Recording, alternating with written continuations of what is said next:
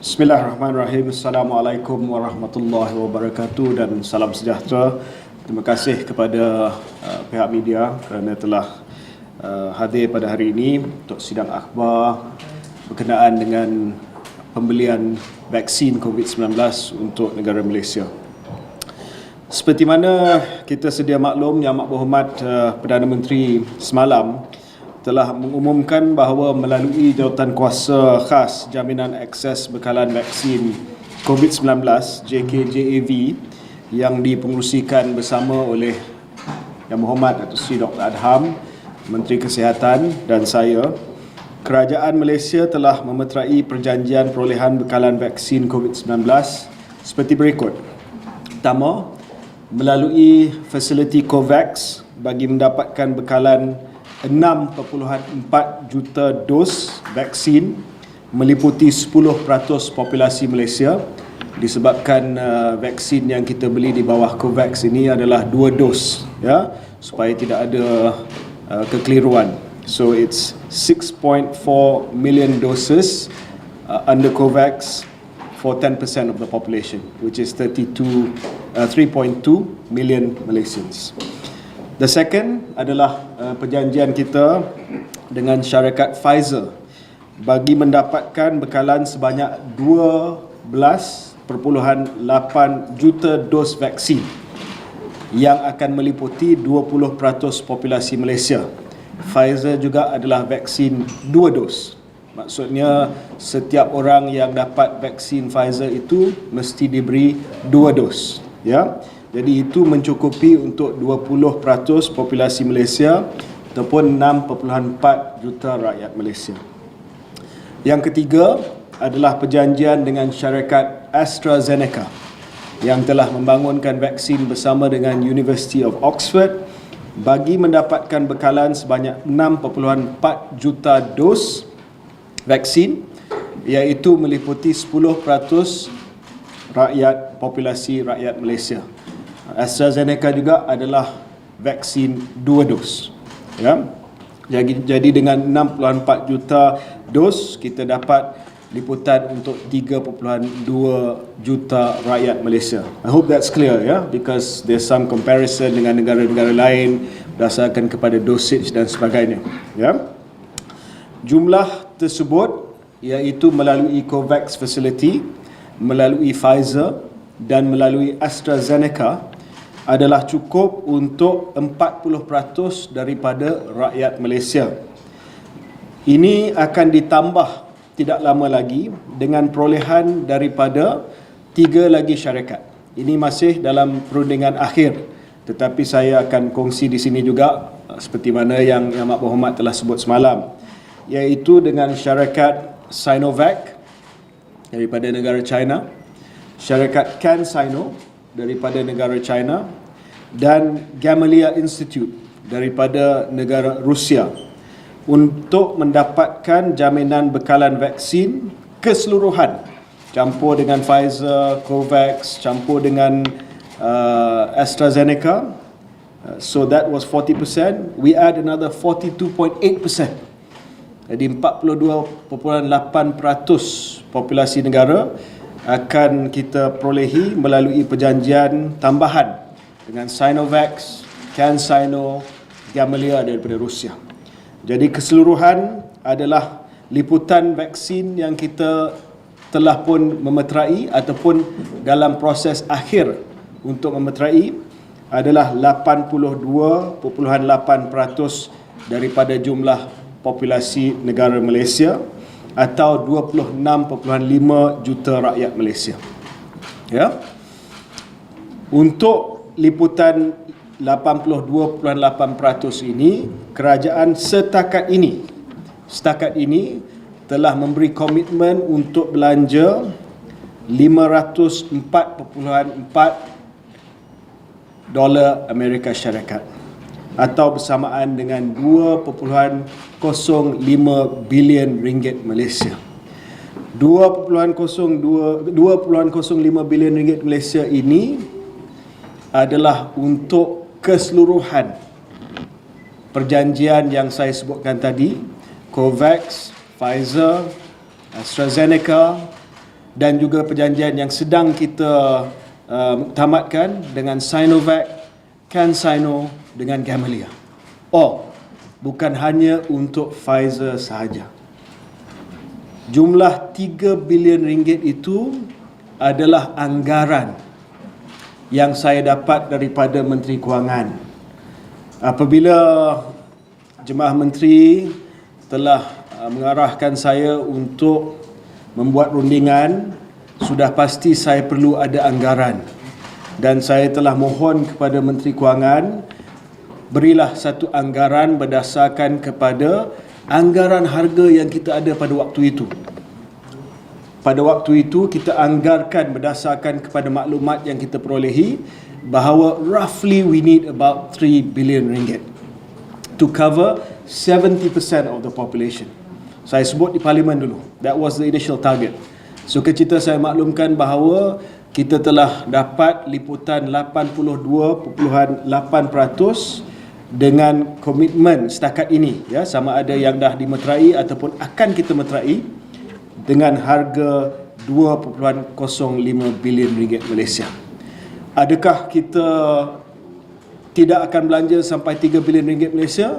Saya minta supaya ini adalah buffer sekiranya kita perlu tambah lagi dos vaksin ataupun bekalan vaksin, ya, disebabkan ada beberapa perkara yang saya akan sebutkan nanti untuk kita dapat jaminan kepada vaksin yang selamat dan berkesan. Saya harap dengan penjelasan itu saya dapat memberi gambaran yang sebenar berkenaan dengan harga yang telah pun kita ataupun kos yang akan kerajaan membiayai bagi mendapatkan akses kepada vaksin COVID-19 ini. Baik, kenapa saya tak dapat nak memberikan harga setiap dos daripada setiap syarikat? Ini soalan yang ditanya dan juga soalan yang banyak menular di media sosial. Buat masa ini, setiap perjanjian yang kerajaan Malaysia ataupun mana-mana kerajaan di dunia memeterai dengan mana-mana syarikat farmaceutical adalah perjanjian yang tertakluk kepada kerahsiaan, non-disclosure agreement ataupun confidentiality agreement. Ini adalah syarat yang ditetapkan oleh syarikat-syarikat farmaceutical yang keluarkan vaksin ini. Yang tular di media sosial adalah satu tweet yang dikeluarkan oleh seorang menteri Belgium yang telah pun diturunkan disebabkan beliau melanggar kerahsiaan dengan syarikat-syarikat farmaceutical yang mana Kesatuan Eropah telah beli vaksin COVID-19 mereka. Jadi oleh yang demikian, buat masa ini, oleh kerana bukan hanya Malaysia tetapi setiap kerajaan tertakluk dengan syarat kerahsiaan, kita tidak boleh memperincikan harga berdasarkan setiap pengeluar vaksin, ya. Kalau kita langgar syarat ini, ia akan menjejaskan perjanjian kita dengan syarikat-syarikat yang keluarkan vaksin. Ya, ini adalah syarat mereka, bukan syarat kita. Kalau ikut kerajaan Malaysia, kita nak umum. Kita tidak ada masalah nak umum. Tetapi saya mengambil pendirian untuk menghormati perjanjian dan juga syarat perjanjian tersebut. Sebab yang penting adalah kita dapat bekalan vaksin untuk rakyat kita. Namun demikian, oleh kerana perkara ini telah dibangkitkan dalam perbahasan politik, terutamanya oleh Yang Berhormat Tuan Lim Kit Siang, maka saya telah menawarkan kepada Jawatan Kuasa Kira-kira Wang Negara, PAC, di Parlimen yang dipengerusikan oleh Yang Berhormat Ipoh Timur daripada parti DAP, untuk saya memberi taklimat kepada PAC yang dianggotai oleh ahli-ahli parlimen daripada kerajaan dan juga pembangkang. Dan saya boleh memberi taklimat yang terperinci kepada PAC, termasuklah kos-kos vaksin kita sekiranya PAC boleh terima syarat kerahsiaan, ya, dan mereka mewakili rakyat untuk mendapatkan maklumat secara terperinci. Jadi saya harap dengan adanya penjelasan ini, saya pohon kepada semua pihak, sama ada ahli-ahli parlimen daripada kerajaan atau pembangkang, hatta rakyat sendiri, untuk kita serahkan kepada parlimen, kepada PAC, untuk saya memberikan taklimat, ya, sebab kalau sekiranya perkara ini berlanjutan, saya khawatir bahawa ia akan menjejaskan keyakinan rakyat Malaysia untuk menerima vaksin tersebut. Mereka akan buat andaian, oh, bayar dengan terlalu mahal. Jadi ini akan menyebabkan vaksin hesitancy. Dahlah mereka risau berkenaan dengan keselamatan, dengan keberkesanan, tambah pula ada keraguan berdasarkan keraguan harga yang telah dirundingkan. Cuma saya ingin nyatakan di sini bahawa saya telah dengan Pfizer dan dengan AstraZeneca, kita telah buat rundingan terus dengan syarikat-syarikat tersebut. Direct with Pfizer and directly with AstraZeneca.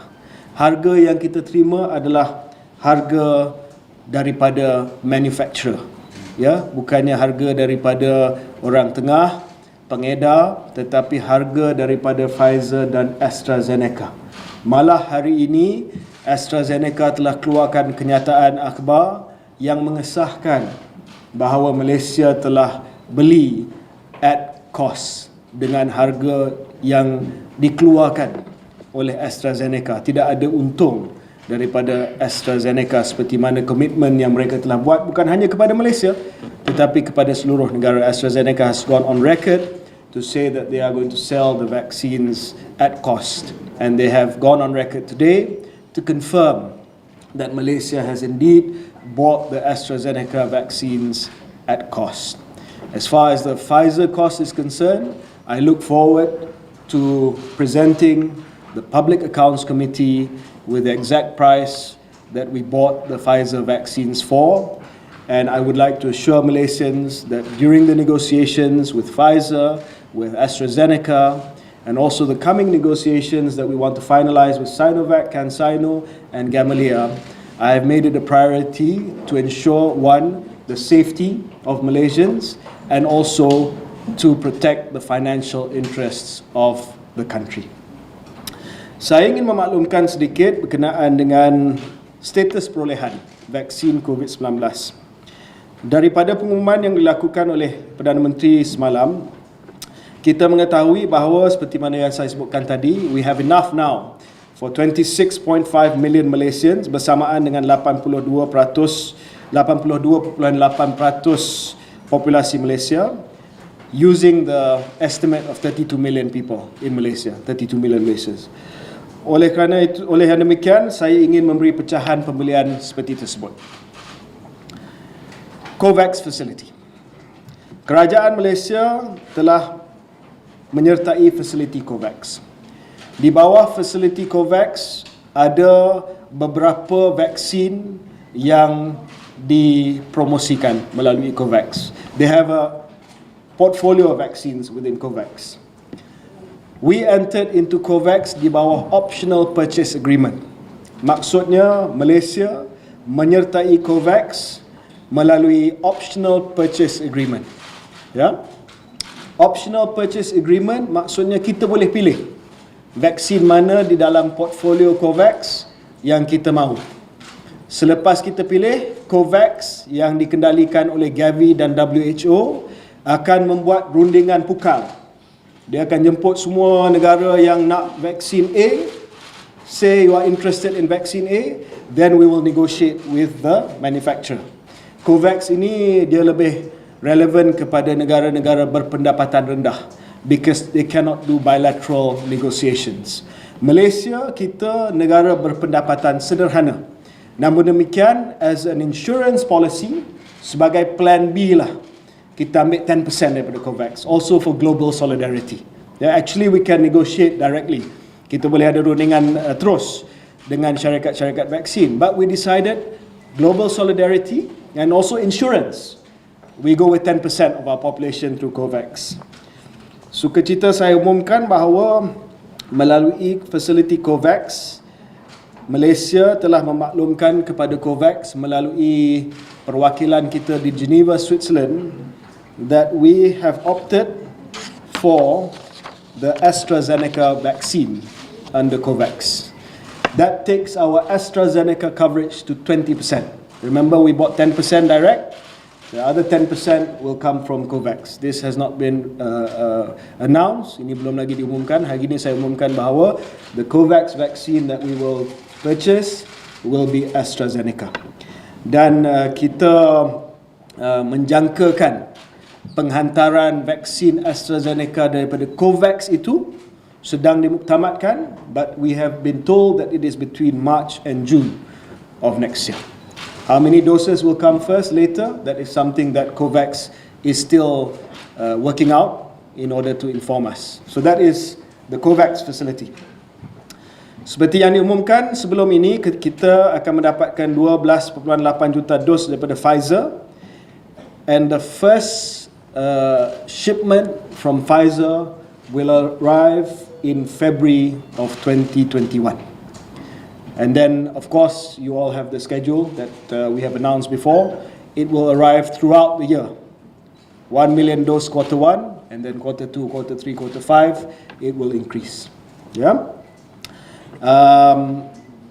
We have, I would also like to announce today that we have negotiated with Pfizer to increase, an option to increase our purchase by another 20% if we need. Ya, kalau kita perlukan, I have negotiated for Pfizer to put aside another 20% of Malaysian population. And the reason why I did this is because in the US ada dua saja vaksin yang dah dilulus. It's Pfizer and it's Moderna. So we know that it's a sure thing. And NPRA is working on the approval right now. So I want to give the option that we can increase the Pfizer order. Yeah? But that is just an option. Kita juga telah menandatangani direct with AstraZeneca, as you know, 10%. Sukacita saya umumkan bahawa melalui perjanjian terus dengan AstraZeneca, Malaysia akan mendapat penghantaran pertama pada suku kedua tahun 2021 pada bulan April ataupun bulan Mei. That will be the direct order from AstraZeneca. Yeah? So that is the COVAX and the direct perolehan secara langsung terus daripada syarikat-syarikat Pfizer dan juga AstraZeneca. Sekarang ini saya nak umumkan perincian berkenaan dengan the other negotiations that we are doing. Saya tidak mahu peluang perolehan vaksin COVID-19 ini hanya melibatkan perolehan pembelian vaksin sahaja. We wanted to use this opportunity to see whether or not we can get value add for our local pharmaceutical companies. Bukan hanya kita beli daripada Pfizer, bukan hanya kita beli daripada AstraZeneca, tetapi kita melihat bagaimana perolehan ini yang melibatkan kos yang begitu tinggi boleh membangunkan industri farmaceutical di Malaysia juga. Sebagai contoh, negara Indonesia telah memeterai perjanjian dengan Sinovac untuk buat vaksin tersebut di Indonesia. Sama juga dengan negara-negara lain. So we felt that it was important to use the procurement of the COVID-19 vaccines to add value to the local pharmaceutical companies. Tetapi kita tidak mahu berunding dengan syarikat-syarikat yang hanya menjadi middleman, yang hanya menjadi pengedar sahaja vaksin COVID-19. Companies that have come to see me and said, I am the distributor for vaccine A. I will ask them, apa nilai tambah syarikat kamu? Dan kalau mereka hanya sekadar pengedar, that is not enough of a value add. We wanted to see whether or not it can involve manufacturing as well as R&D. Jadi kita telah melihat bahawa 3 lagi perjanjian yang berada di proses perundingan terakhir. Syarikat-syarikat ini memberi nilai tambah kepada pembangunan vaksin negara. Ini termasuklah melakukan proses fill finish. Fill finish ni dengan bahasa kebangsaan adalah pembotolan. Jadi kita beli vaksin itu secara pukal, bawa di sini dan dia melaksanakan fill and finish, pembotolan di negara Malaysia. Ini adalah proses yang penting, ya, sebelum kita dapat kapasiti untuk membangunkan keseluruhan proses pembangunan vaksin. Selain daripada itu, kita melihat juga kepada syarikat yang boleh memberi kerjasama penyelidikan dan pembangunan serta perkongsian dan pemindahan teknologi.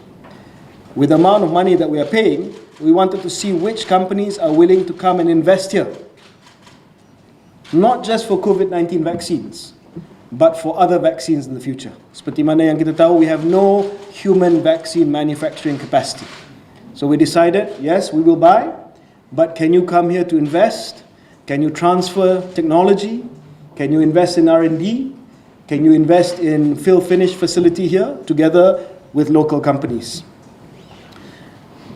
Kerajaan berharap kerjasama di antara syarikat pengeluar vaksin yang luar bukan hanya dapat membantu syarikat-syarikat tempatan untuk terus memajukan industri pengeluaran vaksin, malah akan dapat memberi pekerjaan berkemahiran tinggi kepada rakyat.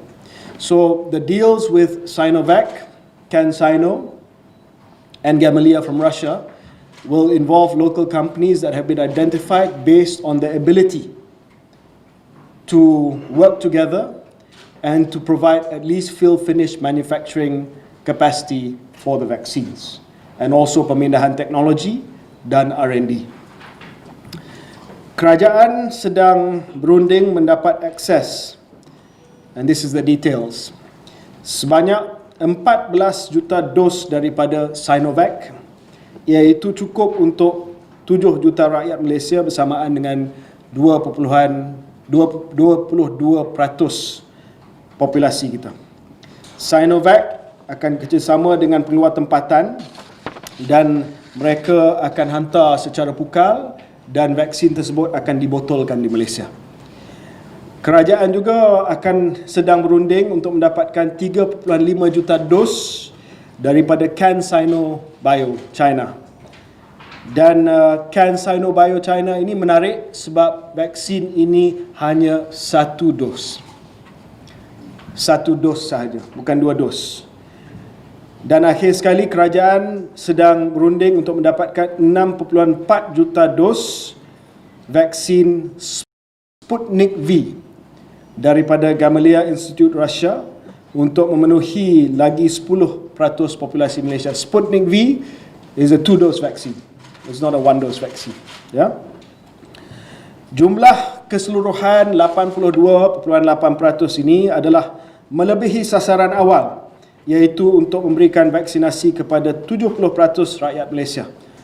So ini juga adalah perkara yang sangat-sangat penting. Dulu kata 70%, kenapa sekarang ni 82.8%? Apakah akan terjadi kepada baki 17.2% rakyat Malaysia? Okay. First of all, saya telah tambah daripada 70 kepada 82.8% kerana penilaian risiko, risk assessment. Ya. Pertama, kita risau ada calon vaksin yang tak dapat piawaian keselamatan dan keberkesanan NPRA. What if they don't get approved? So we need to make sure that our buffer, there's a bit of buffer there. Pertama. Yang kedua adalah manufacturing risk. Katalah ada syarikat yang tak dapat untuk memenuhi tempahan-tempahan pada tahun depan. Jadi we want to have a little bit more buffer. Jadi oleh sebab itu saya tidak tolak kemungkinan kita akan tambah sedikit lagi ataupun sikit lagi tempahan yang akan dibuat oleh negara kita. Malahan saya boleh mengesahkan bahawa perundingan masih sedang dijalankan dengan syarikat-syarikat seperti Moderna dengan Johnson & Johnson. Johnson & Johnson is also a single shot. We like the single shot for obvious reasons. So we are still looking at that. Apa pula akan jadi kepada baki yang tak dapat ni? So katalah target kita 70%, those 30%.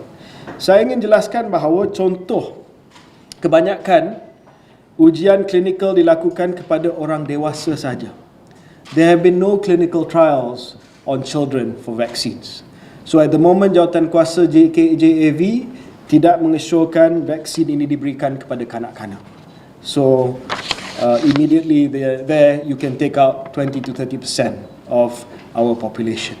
So we will have enough for all adult population yang layak untuk terima. Ya. Jawatankuasa Khas Jaminan Akses Bekalan Vaksin COVID-19 yang dipengerusikan bersama dengan Dr. Adam dan saya sedang menyediakan satu plan vaksinasi kebangsaan.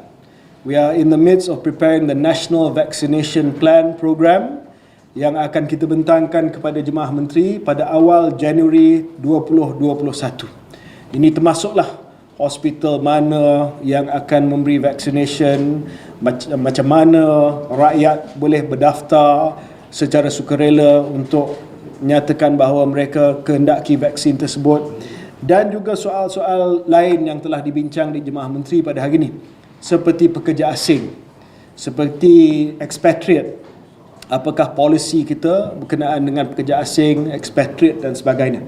Ini semua sedang diperincikan dan akan kita maklumkan pada Januari 2021. Ini termasuklah segala perkara yang melibatkan pengangkutan, yang melibatkan penyimpanan. Kita pun dah tahu sebahagian daripada order kita daripada Pfizer akan sampai pada bulan Februari, yang memerlukan penyimpanannya dalam ultra cold freezer minus 80 degree Celsius. Ramai yang kata, oh kita ni negara tropika dan sebagainya. We have ultra cold freezers in Malaysia. Dan saya pun semalam bincang dengan Tan Sri Dr. Hisham, KP Kesihatan, hospital-hospital mana yang kita nak hantar Pfizer vaksin ni, ya, untuk disimpan at minus 80 degree Celsius.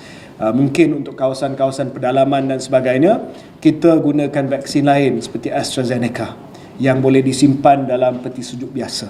So we have a portfolio of vaccines. It's important that we have a portfolio of vaccines. Ada yang kita beli sebab dia boleh hantar cepat, contoh Pfizer. Ada yang kita boleh beli sebab harganya berpatutan, seperti AstraZeneca. So we've had to utilize multi-prong strategy. Tak boleh beli daripada satu. Why? Saya nak jelaskan di sini kenapa kita tak beli daripada satu pengedar saja. Sebab tidak ada mana-mana pengedar yang boleh jual untuk 100% keperluan Malaysia. They only have a certain stock. Why?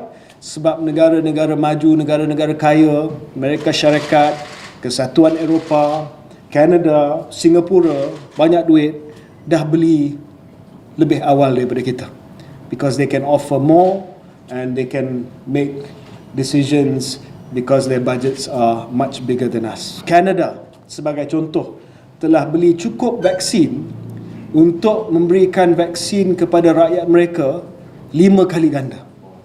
They have 500% population coverage. Our dompet kita tak adalah sebesar itu.